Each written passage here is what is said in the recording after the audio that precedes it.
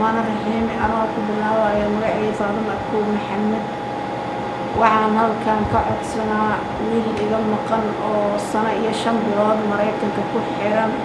ee lagu soo eedeeyay burcadbadeed lagu soo eedeeyay weligiisna burcadbadeed ma naqan wiilkayga baddaas oo argoosatay iyo malaay ka soo baxsan jiray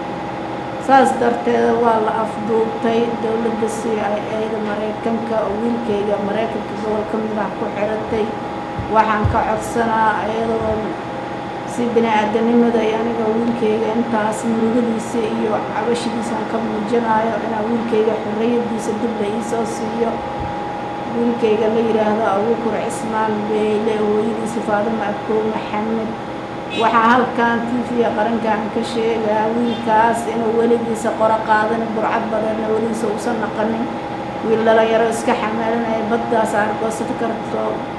macna qaadanaya iska ahaay ku dhashay badda ceel jaalle gobolka Shabeellaha Hoose markay u aaday Boosaaso shaqo saas darteed meesha lagu afduubtay waxaan halkan aan cawasho iyo ka muujinaa codsi inaa wiilkayga xorriyadiisa aan dib loogu soo celiyo eedda lagu haysto inaysan waxba ka jirin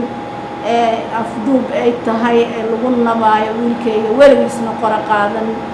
waxaan rabaa taas darteed in la tixgeliyo oo wiilkayga halkan xorriyadiisa mar labaad dib lagu soo siiyo murugadiisa habeen iyo maalin hurdo iyo hoyaad ma qabo sababtoo ah waxa qofka uu saaheyn hadii lagu nabo dhibaatadeeda ayay leedahay aniga oo ah mar labaad iyo mar saddexaad dawladda Mareykanka CIA waxaan ka codsanaa wiilkayga inay dib xorriyadiisa ay soo siiyaan arrinta ay ku haystaan waa arrin wax kama jiraan ah